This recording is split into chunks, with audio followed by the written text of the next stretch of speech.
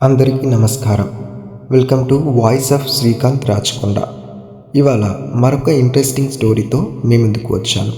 ఒక చిన్న గ్రామంలో లక్ష్మి అనే గర్భవతి మహిళ ఉండేది. ఆమె భర్త రోజు పని మీద నగరానికి వెళ్ళేవాడు. లక్ష్మిని ఒంటరిగా ఇంట్లో వదిలేసి వెళ్ళేవాడు.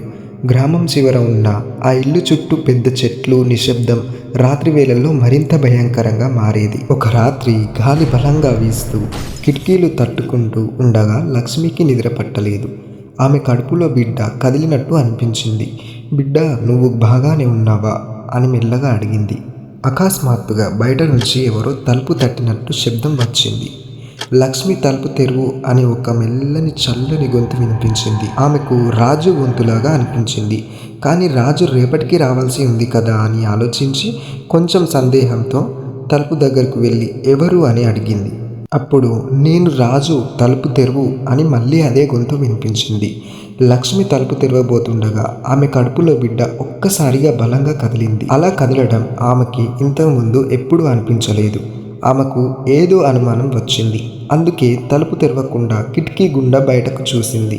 బయట నిలబడి ఉన్నది రాజు కాదు.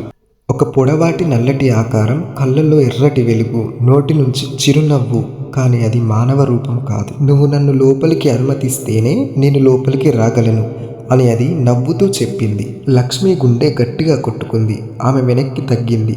నువ్వెవరు అని కంపిస్తున్న గొంతుతో అడిగింది. నేను ఈ గ్రామంలో పుట్టని పిల్లలను తీసుకెళ్లేది అని చెప్పింది. ఆ మాటలు విన్న లక్ష్మి తలుపు నుంచి దూరంగా పరిగెత్తి గదిలోకి వెళ్ళి తలుపు మూసుకుంది. బయట ఆ శబ్దం పెరుగుతూ తలుపు బలంగా కొట్టడం మొదలైంది. తలుపు తెరువు లక్ష్మి, నీ బిడ్డ నా సొంతం అని అది అరుస్తోంది. లక్ష్మి భయంతో ఏడుస్తూ తన కడుపును పట్టుకొని దేవుడా, నా బిడ్డను కాపాడు అని ప్రార్థించింది. కొన్ని క్షణాల తర్వాత ఒక్కసారిగా ఆ శబ్దం ఆగిపోయింది. మళ్ళీ నిశ్శబ్దం. ఆమె జాగ్రత్తగా బయటికి వచ్చి చూసింది. తలుపు దగ్గర ఎవరూ లేరు. కానీ నేలపై చిన్న చిన్న పాదముద్రలు ఇంట్లోకి వెళ్ళినట్టుగా కనిపించాయి. ఆమె గుండె ఆగినట్టు అయింది. మెల్లగా తన కడుపు మీద చేతి వేసింది. ఇప్పుడు ఆ బిడ్డ కదలడం లేదు. ఇప్పుడు వెనక నుంచి ఒక చిన్న గొంతు వినిపించింది. అమ్మా, నేను ఇక్కడే ఉన్నాను అని వినిపించింది. లక్ష్మి నెమ్మదిగా వెనక్కి తిరిగి చూసింది. చీకట్లో ఒక చిన్న ఆకారం నిలబడి ఉంది. కళ్ళలో అదే ఎర్రటి వెలుగు, అదే నవ్వు. ఆ రాత్రి తర్వాత ఆ గ్రామంలో లక్ష్మిని ఎవ్వరూ చూడలేదు. కానీ ఆ రాత్రి వేళల్లో ఆ ఇంటి దగ్గరికి వెళ్ళిన వాళ్ళకి ఇంకా ఒక చిన్న పిల్లవాడి గొంతు వినిపిస్తూనే ఉంటుంది, అమ్మా తలుపు తెరువు అని. ఈ స్టోరీ మీకు నచ్చినట్టయితే లైక్ చేయండి, షేర్ చేయండి, కామెంట్ చేయండి. మరిన్ని మంచి మంచి రియల్ స్టోరీస్ కోసం మన ఛానల్ని సబ్స్క్రైబ్ చేసుకోండి. Thank you for watching.